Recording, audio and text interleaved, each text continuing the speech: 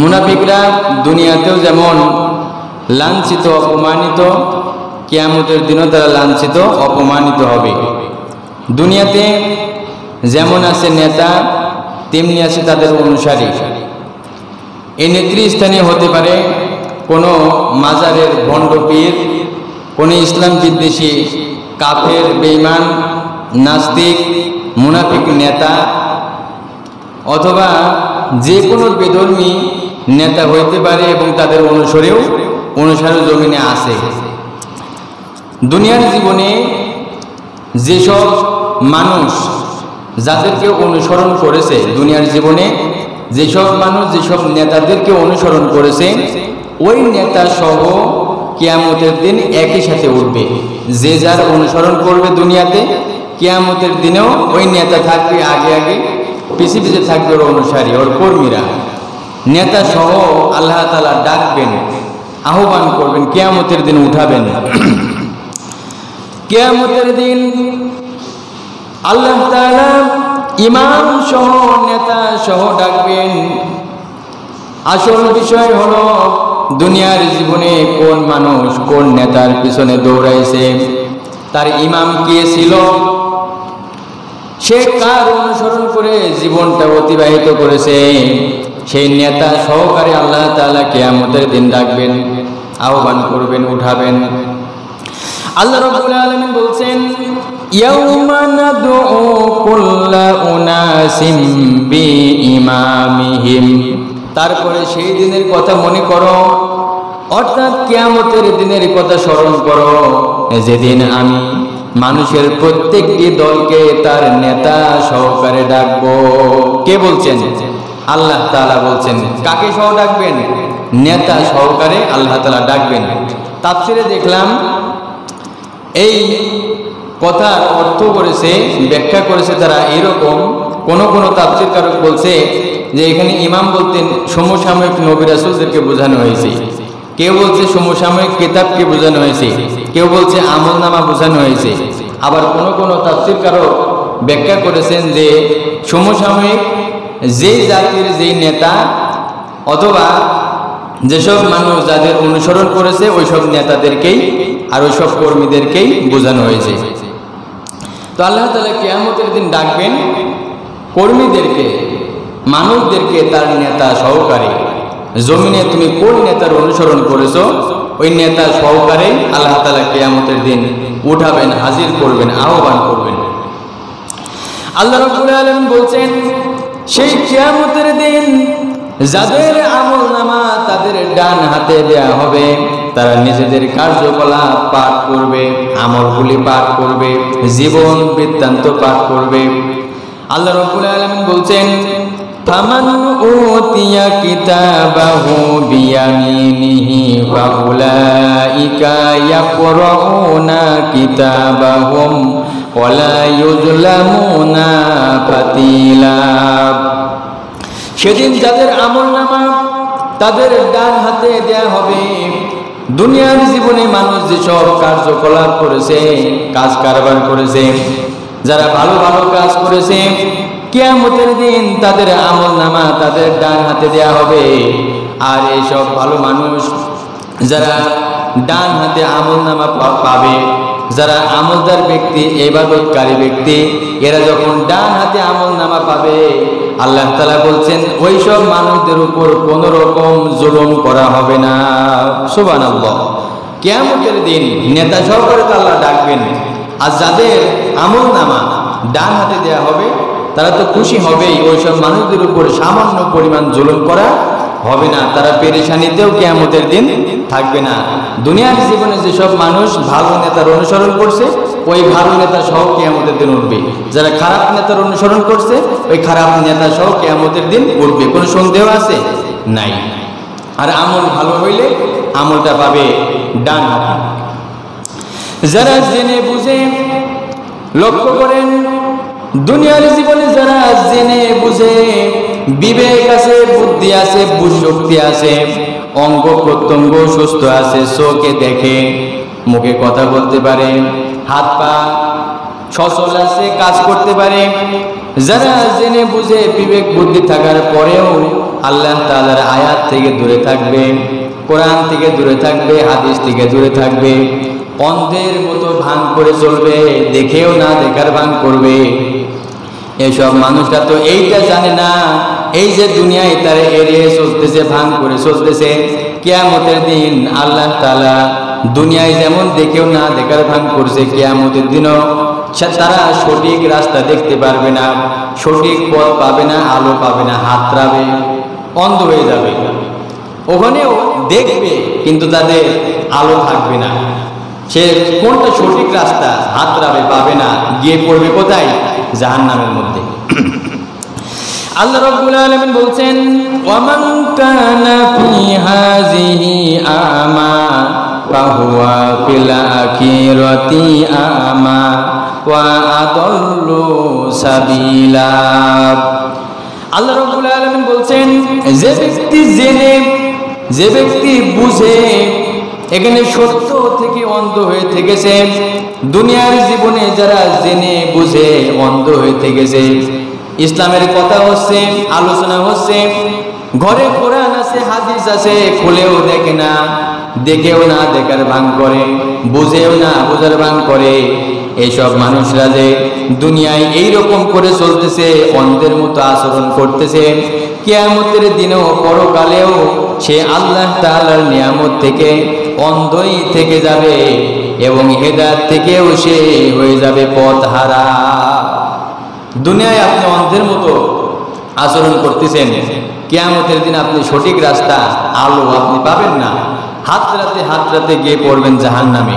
যারা এড়িয়ে চলবে কোরআন, এড়িয়ে চলবে হাদিস, আল্লাহর হুকুম ভালো লাগে না, রসুলের নেতৃত্ব নির্দেশ ভালো লাগে না, যারা সারাটা জীবন ইসলাম বিদ্বেষী কাজ করে গেল, এইসব মানুষের অবস্থানটা হবে কোথায়? ইসলাম বিদ্বেষী যদি কাজ করে যায় কেউ, অবস্থানটা কোথায় হবে? জাহান্নাম।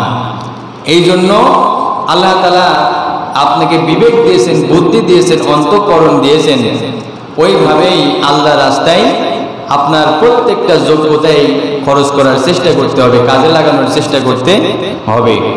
আপনি সব বুঝতেছেন দুনিয়ার, আপনার ইসলামের কথা বোঝার মতো সময় হয় না, শোনার মতো সময় হয় না, কোরআন পড়ার সময় হয় না। অনেক মানুষ বলে পড়তে জানে না, সব হিসাব কিতাব বোঝে কিন্তু কোরআন পড়তে জানে না, এই অজুহাত দেখায়। আপনার ঘরেই তো কোরআন আছে, কোরআন শিখতে হবে, কোরআন বুঝতে হবে, আমল করার চেষ্টা করতে হবে। কোনো অজুহাত কিয়ামতের দিন কাজে আসবে না। আপনি যেমন পারেন পড়েন, বোঝার চেষ্টা করেন, আমল করার চেষ্টা করেন।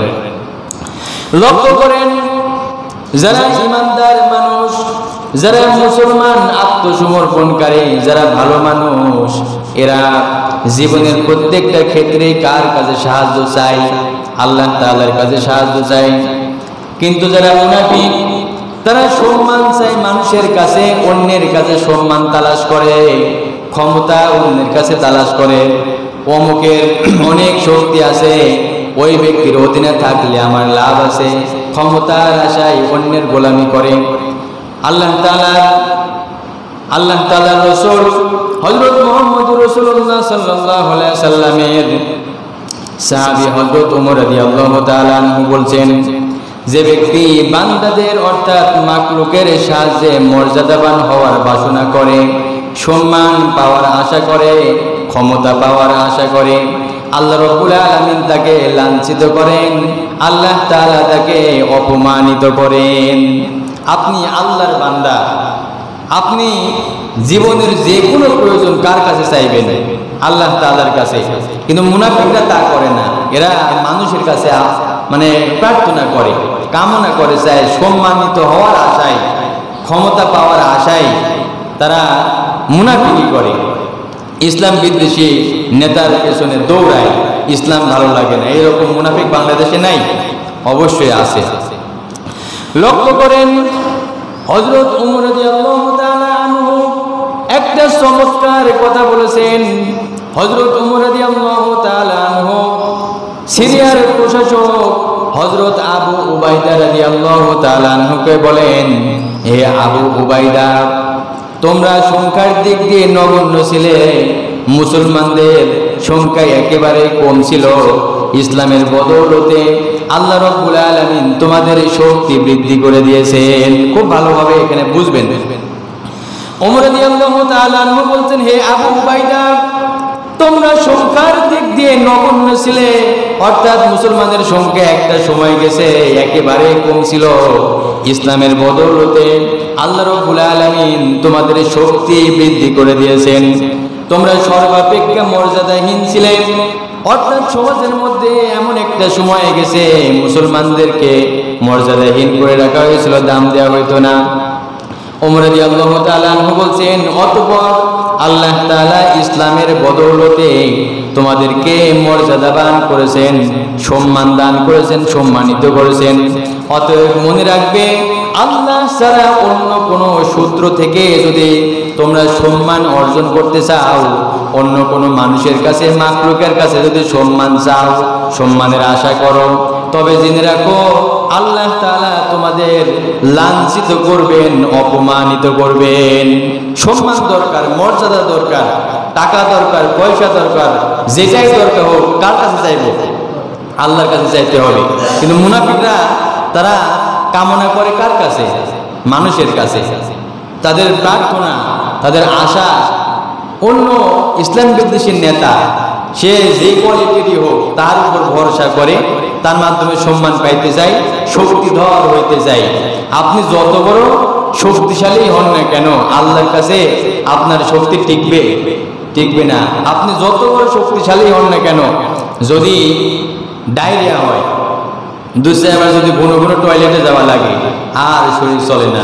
এই হচ্ছে মানুষের শক্তি। মানুষকে কাবু করা আল্লাহর কাছে কোনো বিষয় না। আল্লাহ তাআলার কাছে মানুষকে শায়েস্তা করা কোনো বিষয়ই না। মানুষকে যে কোনো সময় পাকড়াও করতে পারে আল্লাহ তাআলা। এজন্য মানুষের উচিত আল্লাহর সামনে নত হয়ে চলা। লক্ষ্য করেন, মুনাফিকরা যে দান করে, আমাদের সমাজে মুসলমান দান করে, ইমানদাররা দান করে, আবার অনেক মুসলমান নামধারী মুনাফিকও দান করে না? মুনাফিক কি অন্য ধর্মের মধ্য থেকে হয়? মুনাফিক হয় মুসলমানদের মধ্য থেকেই। মুসলমান নামধারী এইসব মুনাফিকরা অনেক সময় দান করে। রাসূল সাল্লাল্লাহু আলাইহি ওয়াসাল্লামের সময় মুনাফিকরা যুদ্ধের কথা শুনলে তারা বিরত থাকতে চাইতো, যুদ্ধে যাবে না। কিন্তু আবার মনে করতো, আমরা যদি এই যুদ্ধে, যদিও আমরা যুদ্ধ থেকে দূরে থাকতেছি, যদি টাকা পয়সা কিছুই না দেয়, তাহলে মুসলমানরা ভাববে যে আমরা যদি তাদের থেকে দূরে আছি। এই জন্য তারা রাসূল সাল্লাল্লাহু আলাইহি সাল্লামকে বলতো যে টাকা পয়সা আমরা দিচ্ছি, যদিও আমরা যুদ্ধে যাইতে পারতেছি না, কিন্তু সহযোগিতা আমরা করতেছি। আল্লাহর কথা হলো, মুনাফিকরা আনন্দের সাথে, খুশির সাথে, ইচ্ছায় যদি দান করে অথবা বিরক্তি সহকারে দান করে, কোনোটাই কবুল করা হবে না। সে খুশি মনে দান করুক আর অখুশি হয়ে দান করুক, কোনোটাই আল্লাহ কবুল করবেন না। বুঝতেছেন কথা? আল্লাহ রাব্বুল আলামিন বলছেন, উল আনফিকু তাওআন আও কারহাল লাই ইউতাকাব্বালা মিনকুম ইন্নাকুম কুনতুম কওমান ফাসিকিন। আল্লাহ রাব্বুল আলামিন বলছেন, হে নবী, তুমি বলে দাও, ধন সম্পদ আগ্রহ সহকারে খরচ করো কিংবা অনিচ্ছায় খরচ করো। মুনাফিকরা যদি আনন্দের সাথে দান করে অথবা বিরক্তি হয়ে দান করে, তাদের কোনো দানই কবুল করা হবে না। কত বড় কথা ভাবছেন? মুনাফিক কতটা জঘন্য, মুনাফিক কতটা নিকৃষ্ট। এরা যে রকম দানই করুক, মনের থেকে দান করুক আর বিরক্তি হয়ে দান করুক, কোনো দানই আল্লাহ কবুল করবেন না। কারণ আপনার নিয়তের মধ্যে ভেজাল আছে। আপনি মুখে ইমানদার, অন্তরে ইমানদার না। আল্লাহ রাব্বুল আলামিন বলছেন, হে নবী, তুমি মুনাফিকদেরকে বলে দাও, তোমরা আনন্দের সাথে খুশি মনে দান করো আর বিরক্তি হয়েই দান করো। আল্লাহ রাব্বুল আলামিন তোমাদের দান কবুল করবে না, কেননা তোমরা হচ্ছে একটি নাফরমান জাতি। মুনাফিকরা কি? নাফরমান।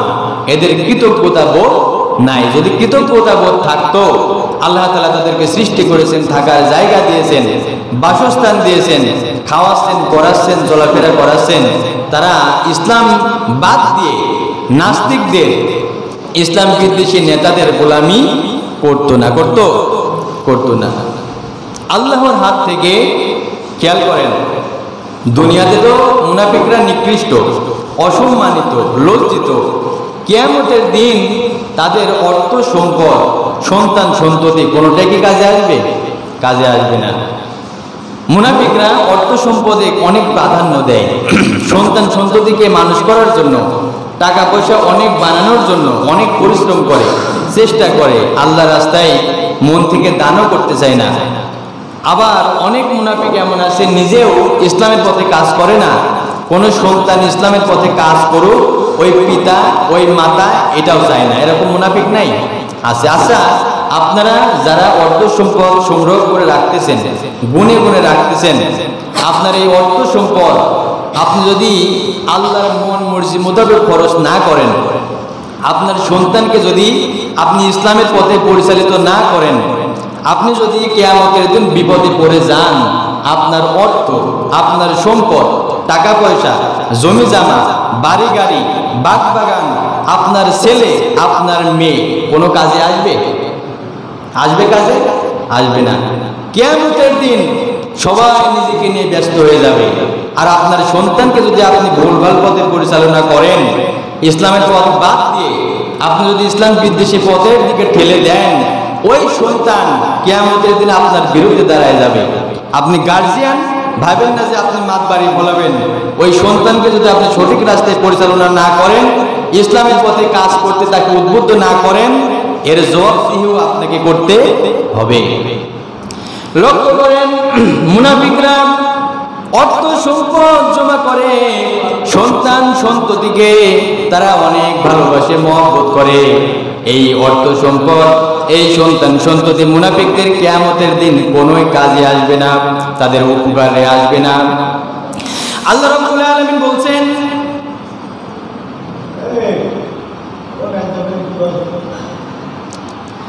আল্লাহ রাব্বুল আলামিন বলছেন, লান তুগনিয়া আনহুম আমওয়ালুহুম ওয়ালা আওলাদুহুম মিনাল্লাহি শাইআ। আল্লাহ রাব্বুল আলামিন বলছেন, আল্লাহর হাত থেকে রক্ষা করার জন্য তাদের অর্থ সম্পদ যেমন তাদের কোনো কাজে আসবে না, কাফেরদের, মুনাফিকদের, যারা আল্লাহর গোলামি দুনিয়ায় করে নাই, এসব মানুষদের অর্থ সম্পদ, সন্তান সন্ততি তাদের যেমন কিয়ামতের দিন কাজে আসবে না, ঠিক তেমনি অর্থ সম্পদ যেমন কাজে আসবে না, তেমনি সন্তান সন্ততিও তাদের কোনো কাজে আসবে না। এইসব ইসলাম বিদ্বেষী মানুষ, কাফের, বেঈমান, মুনাফিকরা থাকবে জাহান্নামে। আল্লাহ রাব্বুল আলামিন বলছেন, উলাইকা আসহাবুন নারি হুম ফিহা খালিদুন। তারা জাহান্নামের উপযুক্ত জাহান্নামের মধ্যেই থাকবে, আর এইসব জাহান্নামীরা চিরদিন জাহান্নামে থাকবে। একদিন দুই দিন না, কতদিন? চিরকাল জাহান্নামের মধ্যে অবস্থান করবে। এই জন্য আপনাকে অবশ্যই চেষ্টা করতে হবে যে আপনি ইসলামের পথে থাকবেন, কোরআনের পথে থাকবেন, রাসূলের নেতৃত্ব মেনে চলবেন।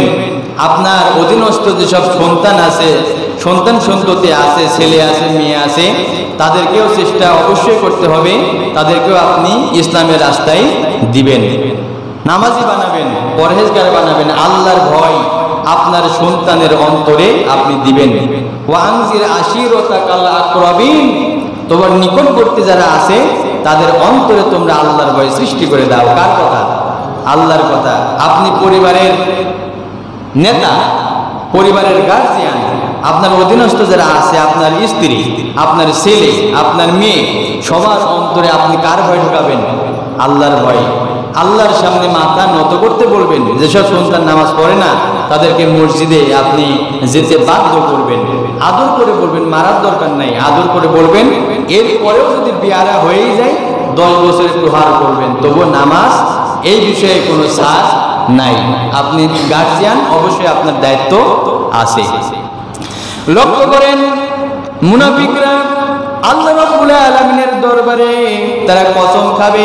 খুব ভালোভাবে খেয়াল করবেন, এর আগে আমরা জেনেছিলাম যে মুনাফিকরা কোনো কোনো কসম করে দুনিয়ার জীবনে, শুনছিলাম না? মুনাফিকরা বেশি বেশি কি করে? কসম করে। এইসব মুনাফিকরা কত চালাক, তাদের অন্তরে কতটা বদ্ধমূল হয়ে গেছে মুনাফিকি। কিয়ামতের দিন যখন আল্লাহ উঠাবেন, আল্লাহর দরবারেও এইসব মুনাফিক কসম করবে, কসম খাবে, বেশি বেশি কসম করার চেষ্টা করবে যদি আল্লাহর দরবারে একটু মানে স্বার্থ উদ্ধার হয়, যদি ভাগ্য করে একটু বাইরে হইতে পারি। দুনিয়াতে যেমন বেশি বেশি মুনাফিকরা কসম করে, আল্লাহর দরবারেও কিয়ামতের দিন কি করবে? তারা কসম করবে। এই যে কথাগুলি আমরা জানতেছি, এটা এইগুলা কথাগুলাকে আমরা শুধু শোনা পর্যন্ত রাখবো না, মানবো? মানার চেষ্টা অবশ্যই করতে হবে। লক্ষ্য করেন, মুনাফিকরা কিয়ামতের দিন বাঁচার জন্য, লক্ষ্য করেন দুনিয়ার জীবনে যখন কোনো চোর ধরা পড়ে, যদি সে প্রকৃত চোর হয়েও থাকে, যখন ধরা খায় তখন কসম করে আল্লাহর কিরে আমি চুরি করি নাই, এই কথা বলে না? সত্য কথা বলছে, আমি চুরি করে নাই, আমি এটা সে বলতেছি, ওইটা সে বলতেছি, অমুকের কিরি তমুকের কিরি, মানে বিপদ থেকে বাঁচার জন্য এই কথা বলে। মুনাফিকরা ইমানদারদেরকে ধোঁকা দেওয়ার জন্য, আল্লাহ তাআলাকে ধোঁকা দেওয়ার জন্য, রাসূলকে ধোঁকা দেওয়ার জন্য যেমন জমিনে বেশি বেশি কসম করেছে, কিয়ামতের দিন যখন আল্লাহ তাআলা উঠাবেন তখন তারা আল্লাহর দরবারেও কসম খাবে। আল্লাহ সত্য করে বলছে আমি ভালো কাজ করে এসেছি, আমি ইসলামের পথে ছিলাম, আমাকে বাঁচাও, রক্ষা করো। সে দুনিয়ায় কি করেছে আল্লাহ কি জানতো না? অবশ্যই জানে। আল্লাহ রাব্বুল আলামিন বলছেন, ইয়াউমা ইয়াবআসুহুমুল্লাহু জামিআ ফায়াহলিফুনা লাহু কামা ইয়াহলিফুনা লাকুম। আল্লাহ রাব্বুল আলামিন বলছেন, যেদিন আল্লাহ তাআলা তাদের সবাইকে জীবিত করে উঠাবেন, কিয়ামতের দিন যখন আল্লাহ তাআলা সবাইকে উঠাবেন, হাজির করবেন, সেইখানে আল্লাহর দরবারে মুনাফিকরা কসম খাবে যেমন তারা জমিনে দুনিয়ার জীবনে কসম খাইতো। কারা কসম খাবে? মুনাফিকরা। জমিনে যেমন বেশি বেশি মিথ্যাকে সত্য বানানোর চেষ্টায় কসম খাইছে, আল্লাহর দরবারেও তারা কসম খাবে। সত্য কথা আল্লাহ আমি ভালো ছিলাম, পার পাওয়ার জন্য, কারণ বিপদে পড়ে গেছে, এখন উদ্ধার হওয়ার জন্য কসম খাবে যদি একটু লাভ হয়। তারা যে কসম খাবে, কোন কারণে খাবে আল্লাহ সেটাও বলছেন, ওয়ায়াহসাবুনা আন্নাহুম আলা শাই, এবং মনে করবে তারা এই জন্যই কসম খাবে, এভাবে তাদের কিছু কাজ যদি অন্তত হয়, তারা যদি একটু লাভবান হইতে পারে, তারা যেন একটু ফাঁক ফোকর দিয়ে পার হইতে পারে, তারা আশায় মিথ্যা কসম করবে। দেখেন জমিনে যারা মিথ্যাবাদী, একটা অন্যায় যদি করে, একটা মিথ্যাকে ঢাকার জন্য, একটা মিথ্যাকে আড়াল করার জন্য হাজারো মিথ্যা কথা বলে, কথা ঠিক না? একটা অন্যায় যদি করে, সেই অন্যায়টাকে ঢাকার জন্য, লুকানোর জন্য আরো 100,000 মিথ্যা ওর সাথে যোগ করে। আল্লাহ রাব্বুল আলামিন বলছেন, এইসব মুনাফিকরা যে আল্লাহর দরবারে কসম খাবে, আল্লাহ তো খুব ভালো করেই জানে ওরা মিথ্যাবাদী। আল্লাহ তাআলা দুনিয়ার জীবনে কোরআনে আল্লাহ তাআলা সেটাও বলে দিয়েছেন, আলা ইন্নাহুম হুমুল কাযিবুন। আসল ব্যাপার হলো এরা হচ্ছে মিথ্যাবাদী। এরা কি? মিথ্যাবাদী, ধোঁকা দেওয়ার চেষ্টা করবে আল্লাহকে কিয়ামতের দিন। সম্ভব? সম্ভব না। আল্লাহর কাছে ধোঁকা দেওয়ার চেষ্টা করবে, আল্লাহ তাআলাকে ধোঁকা দেওয়ার চেষ্টা করবে। আল্লাহ তাআলা আগেই বলে দিয়েছেন যে ভালো করে জেনে রাখো, এরা হচ্ছে পাকা মিথ্যাবাদী। এরা দুনিয়াও সিটারি করছে, মিথ্যা কথা বলছে, বাটপারি করছে, কিয়ামতের দিনও এরা আল্লাহর কাছে মিথ্যা কসম খাবে। আর আল্লাহর কাছে কোনো কিছু গোপন আছে? আপনার জীবন বৃত্তান্ত আল্লাহর কাছে কোনো কিছু গোপন থাকবে কিয়ামতে? থাকবে না। আপনি যা করতেছেন আল্লাহকে রেকর্ড করতেছে না, সব দেখতেছেন। দুনিয়ায় আল্লাহ তাআলা আপনাকে অন্যায় করার কারণে হয়তো কিছু বলছে না, কিন্তু একদিন তো আল্লাহ ধরবেন, ধরবেন না? জবাবদিহি করতে হবে না? অবশ্যই হবে। লক্ষ্য করেন আল্লাহ রাব্বুল আলামিন রাসূল সাল্লাল্লাহু আলাইহি ওয়াসাল্লামকে বলছেন, কাফেরদের বিরুদ্ধে, মুনাফিকদের বিরুদ্ধে জিহাদ করো, সংগ্রাম করো। একটা সময় মুসলমানদের সংখ্যা যখন কম ছিল, তখন মুনাফিকদেরকে ছাড় দেওয়া হয়েছে। মুসলমান সেজে থেকে মুসলমানদের ক্ষতি করার চেষ্টা করেছে, তখন কিছু বলা হয় নাই। যখন মুসলমানদের সংখ্যা বেড়ে গেল, ক্ষমতা হয়ে গেল, শক্তি হয়ে গেল, আল্লাহ তাআলা রাসূল সাল্লাল্লাহু আলাইহি ওয়াসাল্লামকে জানিয়ে দিলেন, এই মুনাফিকদের আর ছাড় নাই, কাফেরদের বিরুদ্ধে জিহাদ করো, মুনাফিকদের বিরুদ্ধেও জিহাদ করো। আল্লাহ রাব্বুল আলামিন বলছেন, ইয়া আইয়ুহান নাবিয়্যু জাহিদিল কুফারা ওয়াল মুনাফিকিনা ওয়াগলুজ আলাইহিম ওয়া মাওয়াহুম জাহান্নামু ওয়া বিসাল মাসির। আল্লাহ রাব্বুল আলামিন বলছেন, হে নবী, কাফেরদের বিরুদ্ধে জিহাদ করো, মুনাফিকদের বিরুদ্ধে জিহাদ করো, সংগ্রাম করো এবং তাদের প্রতি কঠোরতা দেখাও। তাদের ঠিকানা হচ্ছে জাহান্নাম, আর এই জাহান্নাম হচ্ছে অত্যন্ত মন্দ নিকৃষ্ট জায়গা। জাহান্নাম অত্যন্ত নিকৃষ্ট খারাপ জায়গা। আল্লাহ তাআলা রাসূলকে জানালেন যে কাফেরদের বিরুদ্ধে জিহাদ করো, মুনাফিকদের বিরুদ্ধে জিহাদ করো। তারা যে বাধা দিচ্ছে, মুনাফিকরা গোপনে ষড়যন্ত্র করতেছে, ষড়যন্ত্রকে প্রতিহত করো। আর তোয়াক্কা করা যাবে না। ইসলামের পক্ষে কাজ করতে হবে। বাধা বিঘ্ন আসলে মুনাফিকদের ষড়যন্ত্রকে তোয়াক্কা করা যাবে না। আজও যারা যেসব মুসলমান নামধারী মুনাফিক ইসলামের বিরুদ্ধাচরণ করে, ষড়যন্ত্র করে, তাদের এই ষড়যন্ত্রকে তোয়াক্কা করা যাবে না। ইসলামের কাজ করতে হবে, আগায় যেতে হবে। লক্ষ্য করেন, এই একই আয়াত আল্লাহ রাব্বুল আলামিন সূরা আত-তাহরিমের মধ্যে বলছেন। এই সেম আয়াতটাই আবার সূরা আত-তাওবার মধ্যেও একই আয়াত বলছেন আল্লাহ তাআলা, ইয়া আইয়ুহান নাবিয়্যু জাহিদিল কুফারা ওয়াল মুনাফিকিনা ওয়াগলুজ আলাইহিম ওয়া মাওয়াহুম জাহান্নামু ওয়া বিসাল মাসির। আল্লাহ তাআলা বলছেন, হে নবী, পূর্ণ শক্তি সহকারে, পূর্ণ শক্তি দিয়ে কাফেরদের বিরুদ্ধে জিহাদ করো, কাফেরদেরকে মোকাবেলা করো, মুনাফিকদের বিরুদ্ধে জিহাদ করো, মুনাফিকদেরকে মোকাবেলা করো এবং তাদের প্রতি কঠোর হও।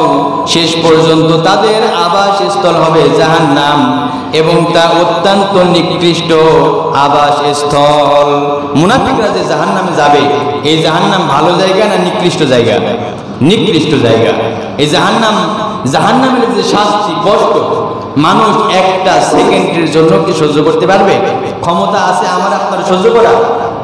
এই জন্য জাহান্নামে যেসব কাজ করলে যাওয়া লাগে, আমরা সবাই আল্লাহর কাছে দোয়া করি ওসব কাজ থেকে যেন আল্লাহ তাআলা আমাদের সবাইকে দূরে রাখেন, বলেন আমিন।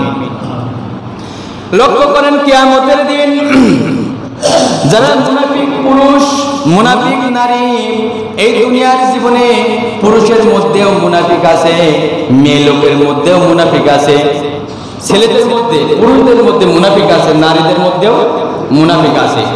এইসব পুরুষ মুনাফিক আর নারী মুনাফিক যখন কিয়ামতের দিন আল্লাহর দরবারে ধরা খেয়ে যাবে, তখন তারা ইমানদারদেরকে, মুসলমানদেরকে, খাঁটি ইমানদার জান্নাতি মানুষদেরকে ডেকে বলবে, ও ইমানদাররা, ও জান্নাতীরা, তোমাদেরকে তো আল্লাহ নূর দিয়েছেন, আলো দিয়েছেন, আমরা তো অন্ধকারে পড়ে গেছি, আমাদের দিকে একটু তাকাও, আমাদের দিকে একটু দৃষ্টি দাও, লক্ষ্য করো, তোমাদের আলো থেকে আমরা যেন একটা আলো নিতে পারি, পথ চলতে পারি, আমরা যেন একটু উপকৃত হইতে পারি। জান্নাতীরা কি বলবে? আমার থেকে দূর হয়ে যা, অন্য জায়গায় আলো তালাশ করো, খোঁজো, আমি তোমাদের দিকে লক্ষ্য করব না। লক্ষ্য করেন, দুনিয়ার জীবনে যেসব পুরুষ মুনাফিক, নারী মুনাফিক আল্লাহর দরবারে উপস্থিত হয়ে যাবে, মুনাফিকরা যখন জাহান্নামী হয়ে যাবে, তারা জান্নাতীদেরকে কি বলবে আল্লাহ তাআলা সুন্দর করে তুলে ধরছেন। আল্লাহ রাব্বুল আলামিন বলছেন, ইয়াউমা ইয়াকুলুল মুনাফিকুনা ওয়াল মুনাফিকাতু লিল্লাযিনা আমানু যুরুনা লিল্লাযিনা আমানু যুরুনা নাকতাবিস মিন নূরিকুম। আল্লাহ রাব্বুল আলামিন পরিষ্কার করে বলছেন, দুনিয়ার জীবনে যারা মুনাফিকি করবে, আল্লাহ তাআলা বলছেন, ইয়াউমা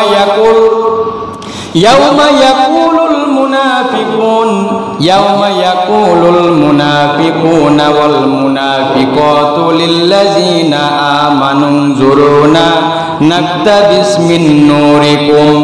সেদিন মুনাফিক নারী মুনাফিক পুরুষ যারা পুরুষের মধ্যে দুনিয়ায় মুনাফিকি করেছে, নারীদের মধ্যে মুনাফিকি করেছে, তাদের অবস্থা এমন হবে যে তারা সেদিন মুমিনদেরকে, ঈমানদারদেরকে বলবে, জান্নাতীদেরকে বলবে, আমাদের দিকে একটু লক্ষ্য করো, ও জান্নাতীরা আমাদের দিকে একটু তাকাও, তোমাদের নূর থেকে, তোমাদের আলো থেকে যেন আমরা একটু উপকৃত হইতে পারি। কারা বলবে?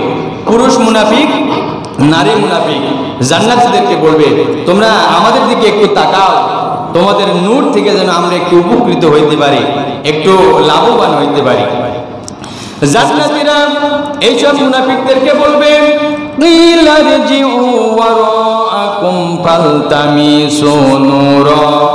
তারা বলবে, জান্নাতীরা বলবে, কিন্তু তাদেরকে বলা হবে পেছন চলে যাও, তোমরা দূর হয়ে যাও, পেছনে চলে যাও, অন্য কোথাও নিজের নূর তালাশ করো, তোমরা অন্য কোথাও গিয়ে আলো তালাশ করো। জান্নাতীরা তেড়ে দেবে, দূর হ, এখান থেকে চলে যা, পেছন দিকে যা, অন্য জায়গায় তোরা আলো তালাশ কর, অন্য জায়গায় নূর খোঁজ। জান্নাতীরা পাত্তা দিবে না। আল্লাহ রাব্বুল আলামিন বলছেন, ফাদুরিবা বাইনাহুম বিসুর, অতঃপর একটি প্রাচীর দিয়ে তাদের মাঝে আড়াল করে দেওয়া হবে। যারা জান্নাতি মানুষ আর যারা মুনাফিক, এদের মাঝে আল্লাহ তাআলা দেয়াল তুলে দিবেন, আড়াল করে দিবেন, প্রাচীর তুলে দিবেন। আল্লাহ তাআলা এরপর বলছেন, লাহু বাবুন বাতিনুহু ফীহির রাহমাহ ওয়া যাহিরুহু মিন কিবালিহিল আযাব, মিন কিবালিহিল আযাব।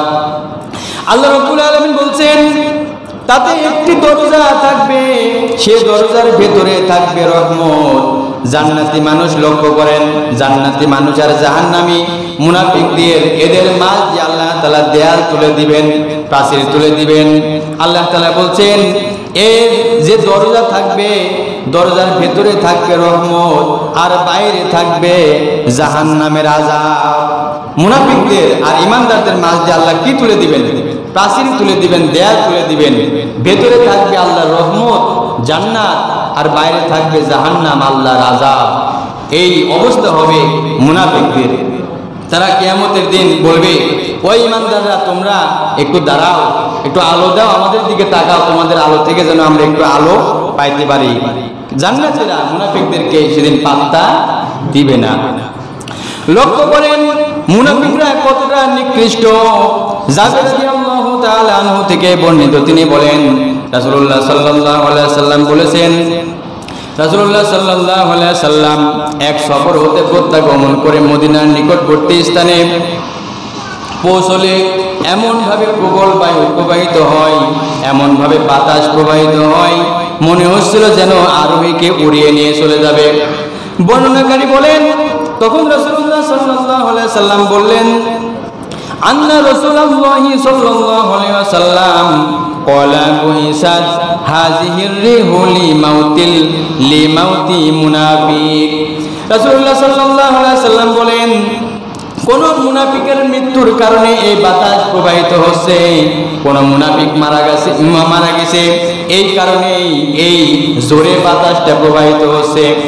এরপর হাদিসে বলা হচ্ছে, ফালাম্মা কদিমাল মাদিনাতা ফাইজা মুনাফিকুন আযীম মিনাল মুনাফিকিনা কদ মাতা।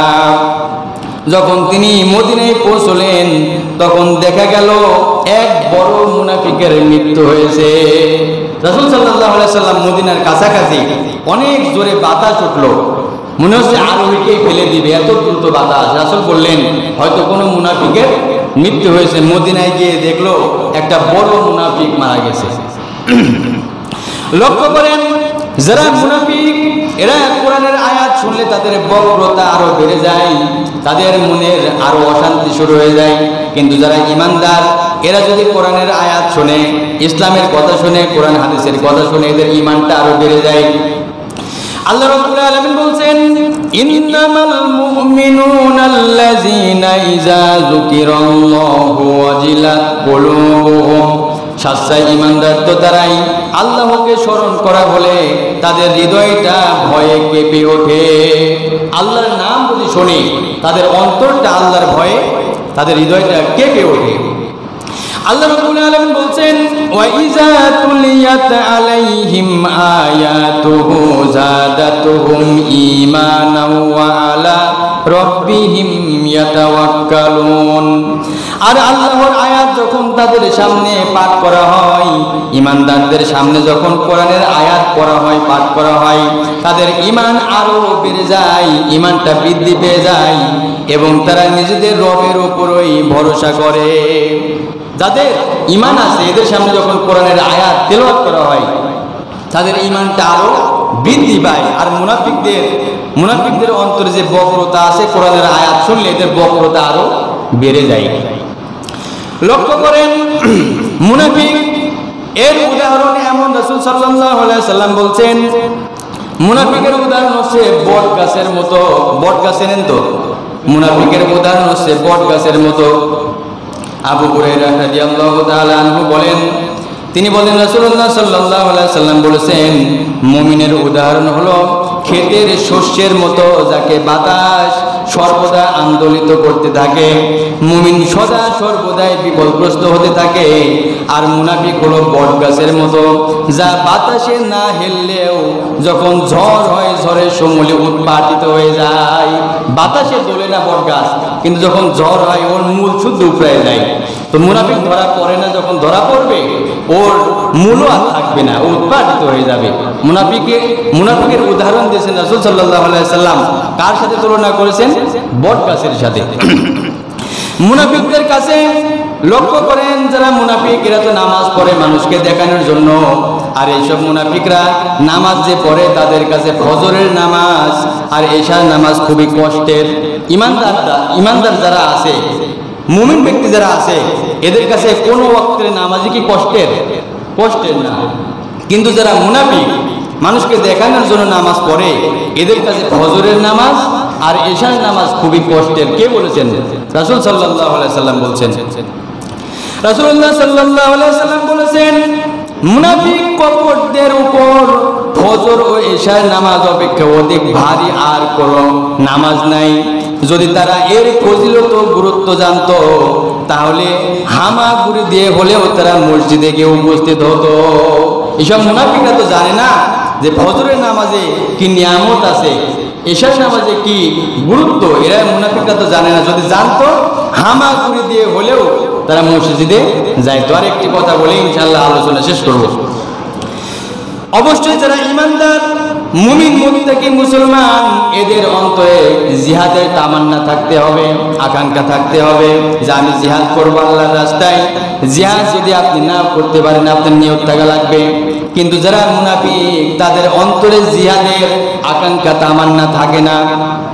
আবু হুরায়রা রাদিয়াল্লাহু তাআলা আনহু থেকে বর্ণিত, নবী সাল্লাল্লাহু আলাইহি সাল্লাম বলেছেন, যে ব্যক্তি এমন অবস্থায় মারা গেল যে সে জিহাদ করেনি এবং মনে জিহাদের আকাঙ্ক্ষাও রাখে নাই, তবে সে মুনাফিক অবস্থায় মারা গেল।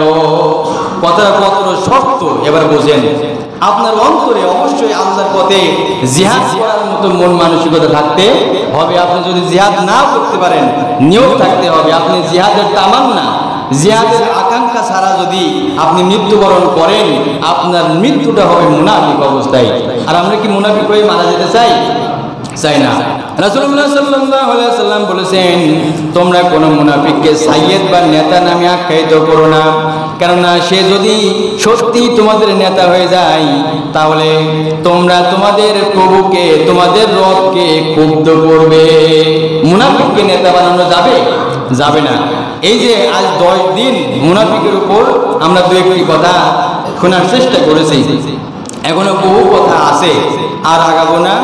এই 10 দিনে যা শুনেছি আল্লাহ তাআলা আমাদের সবাইকে যেন আমল করার তৌফিক দান করেন। সবাই বলেন আমিন। আর আগামী দিন ইনশাআল্লাহ মুনাফিক থেকে বাঁচার উপায় কি এই বিষয়ে দু একটি কথা বলে আলোচনা এই বিষয়ের উপর শেষ করব।